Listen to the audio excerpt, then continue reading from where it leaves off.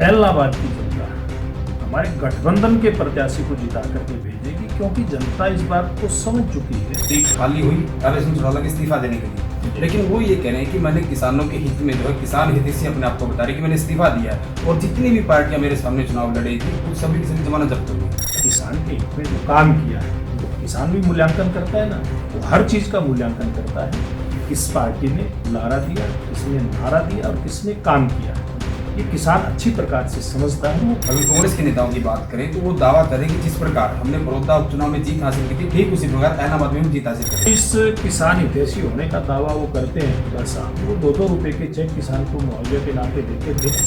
वो पार्टी सवाल उठा रही है जिस पार्टी में प्रदेश से लेकर के राष्ट्रीय स्तर कहीं भी कोई आपस में तालमेल नहीं, एक नेता दूसरे नेता की तारीफ। मैं एक बात कहता हूँ कि दूसरा व्यक्ति किस प्रकार के दावे करता है, ये तो वो समझता है कि वो दावे किस आधार पर करता है। लेकिन मैं एक बात कहता हूँ कि भारतीय जनता पार्टी अपनी परफॉर्मेंस के, हमारी सरकार की परफॉर्मेंस के आधार पर चुनाव जीतने वाली है। इलाहाबाद उपचुनाव को लेकर बिंदास हरियाणा के खास कार्यक्रम कौन जीतेगा इलाहाबाद में हमारे साथ खास बातचीत करने के लिए आज भारतीय जनता पार्टी के वरिष्ठ नेता और इलाहाबाद उपचुनाव के प्रभारी सुभाष बराड़ा जी। बराड़ा साहब जी, आप इलाहाबाद उपचुनाव का आपका प्रभारी यहाँ नियुक्त किया गया है, किस तरीके से देखते हैं? क्योंकि जिस प्रकार हम बात करें, कभी भी यहाँ बीजेपी का कैंडिडेट जो है वो जीत नहीं पाया, यहाँ के चैलेंज को आप कैसे देखते हैं?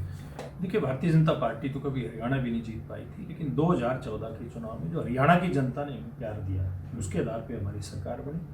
और जो भी उम्मीद अपेक्षा हो सकती है किसी भी प्रदेश के किसी भी वर्ग की, उन उम्मीदों को, अपेक्षाओं को हमारी सरकार ने पूरा किया। और इसलिए अगर गैर कांग्रेसी सरकार की बात करें तो पहली ऐसी सरकार है भारतीय जनता पार्टी की जिसने रिपीट किया हरियाणा प्रदेश के अंदर। वहीं सर हम टिकटों की बात करें तो लगातार जो है आपकी गठबंधन के बीच जो है टिकटों का मंथन जारी है, लेकिन कांग्रेस की बात करें, कांग्रेस की तरफ से लगातार अलग अलग नेता इस तरह के बयान दे रहे हैं कि गठबंधन के बीच यानी कि बीजेपी और जेजेपी के बीच जो वॉलीबॉल का मैच चल रहा है, वो उनकी तरफ गेंद फेंक रही, वो उनकी तरफ गेंद फेंक रही, यानी कि वेट एंड वॉच कि आखिर चुनाव कौन लड़ेगा। देखिए, वो पार्टी सवाल उठा रही है जिस पार्टी में प्रदेश से लेकर के राष्ट्रीय स्तर पे कहीं भी कोई आपस में तालमेल नहीं है, एक नेता दूसरे नेता की टांग खिंचाई में है। और यहाँ तक कि सरेआम आपने देखा होगा, जिस पार्टी में जो तम पेजार होती हो, वो पार्टी कहती है कि गठबंधन में एक मैच चल रहा है। किसी भी प्रकार का कोई मैच नहीं है।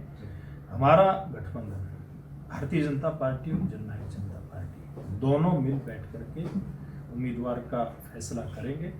और इस प्रकार से जो एक राजनीतिक वातावरण है पूरे प्रदेश का और देश का, आज पूरी जनता, देश के प्रधानमंत्री नरेंद्र मोदी जी और हरियाणा में हमारी गठबंधन की सरकार, इसकी जो नीतियां हैं, इन नीतियों से प्रभावित है। और मैं दावे के साथ कह सकता हूं कि जो इस प्रकार का सवाल उठाने वाले लोग हैं वो देखते रह जाएंगे और भारतीय जनता पार्टी चुनाव निकाल करके ले जाएगी। बड़ा साहब, आप कह रहे हैं कि कांग्रेस में जो है जुत्तम पदार्थ चल रहा है, लेकिन अगर कांग्रेस के नेताओं की बात करें तो वो दावा करें कि जिस प्रकार हमने बड़ौदा उपचुनाव में जीत हासिल की थी, ठीक उसी प्रकार इलाहाबाद में हम जीत हासिल करेंगे। तो समय बता देगा किस प्रकार से वो लोग जीत का दावा करते हैं।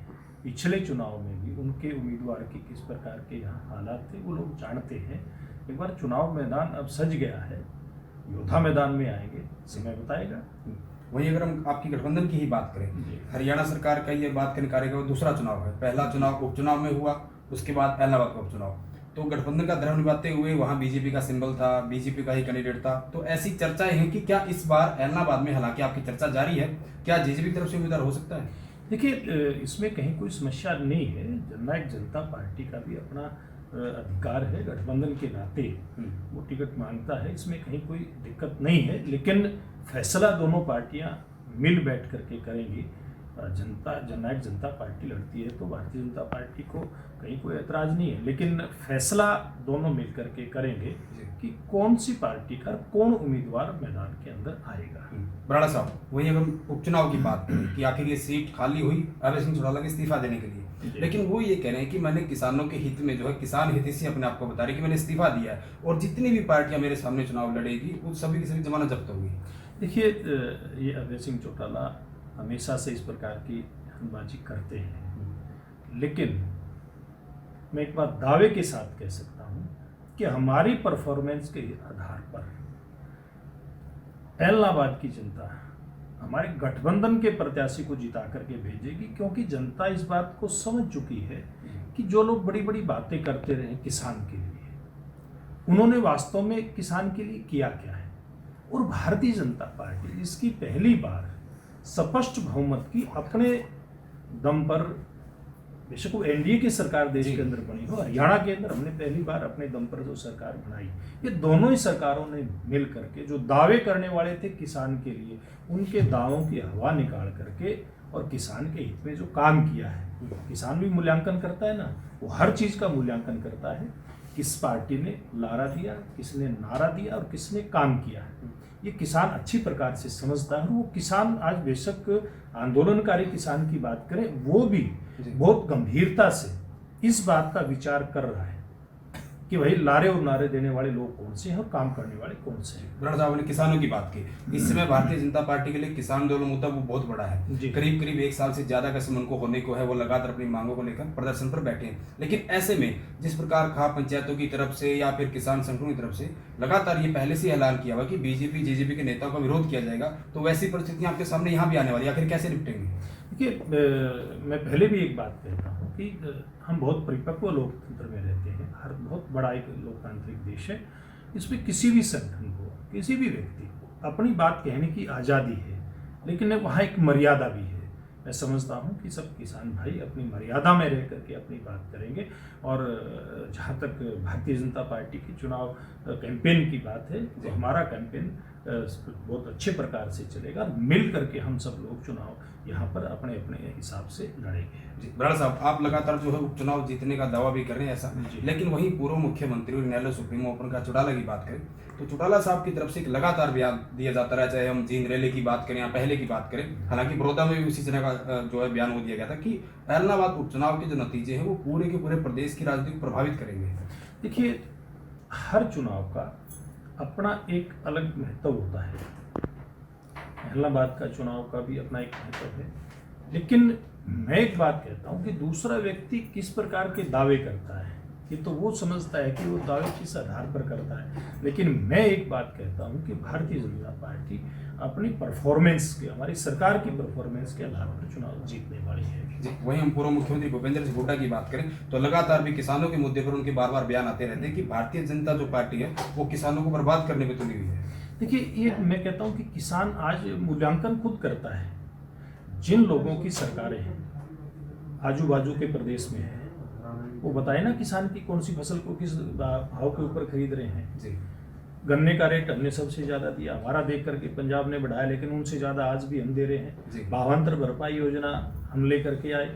सरसों और बाजरे की खरीद ना राजस्थान में हो रही ना पंजाब के अंदर, जहाँ कांग्रेस पार्टी की सरकारें हैं। हम लोग इन फसलों की जो खरीद कर रहे हैं, किसान को का एक एक दाना खरीद करने का काम कर रहे हैं। जिस किसान हितैषी होने का दावा वो करते हैं हुड्डा साहब, वो 2-2 रुपये के चेक किसान को मुआवजे के नाते देते थे। हमारी सरकार ने 12-12 हज़ार रुपये के चेक किसान को दिए हैं मुआवजे के। फसल बीमा योजना हमारी सरकार लेकर के आई है। तो मैं नहीं समझता कि उनकी इन जो बातें कहते हैं इस प्रकार की बेसिर पैर की बातें, जिनको हम कह सकते हैं बिना आधार की बातें, उसके ऊपर कोई विश्वास करेगा। जी, वहीं बराड़ साहब, अंतिम में हम पड़ोसी राज्य पंजाब की बात करें, जिस प्रकार की कलह वहाँ चली है, हम पंजाब की बात करें कांग्रेस की, क्या आप कैसे देखते हैं आप? देखिए, वहाँ पर जब से नवजोत सिंह सिद्धू कांग्रेस पार्टी में आए, उस टाइम से लेकर के अब तक, और भविष्य में भी मुझे लगता है जब तक वो वहाँ पे हैं इसी प्रकार का वहाँ पर चलेगा। जिस प्रकार की अति महत्वाकांक्षा के चलते उन्होंने भारतीय जनता पार्टी छोड़ी, कांग्रेस पार्टी में आए। कांग्रेस पार्टी ने उनको प्रदेश पंजाब कांग्रेस की उन्होंने कमांड भी दे दी। उनके कहने से, उनके दबाव में मुख्यमंत्री का बदलाव भी हो जाता है, लेकिन उसके बाद भी वो व्यक्ति संतुष्ट नहीं है। तो इस प्रकार से उनका क्या हाल होगा ये तो समय बताएगा। जी बिल्कुल। तो ये थे हमारे साथ बीजेपी के जो चुनाव प्रभारी सुभाष बराड़, जिनका साफ साफ जो है दावा यहाँ किया कि इस बार जो है इलाहाबाद में गठबंधन का उम्मीदवार जो है हर हाल में जीत हासिल करेगा। हालांकि आने वाला समय बताएगा और इस उपचुनाव के नतीजे बताएंगे कि आखिर कौन से उम्मीदवार को इलाहाबाद की जनता जो है उसके सिर पर विधायक का ताज जो पहनाकर है, विधायक का ताज सजाकर जो चंडीगढ़ भेजने का काम करेगी। वीडियो जर्नलिस्ट अमित कुमार के साथ सुरेंद्र नैन, बिंदास हरियाणा।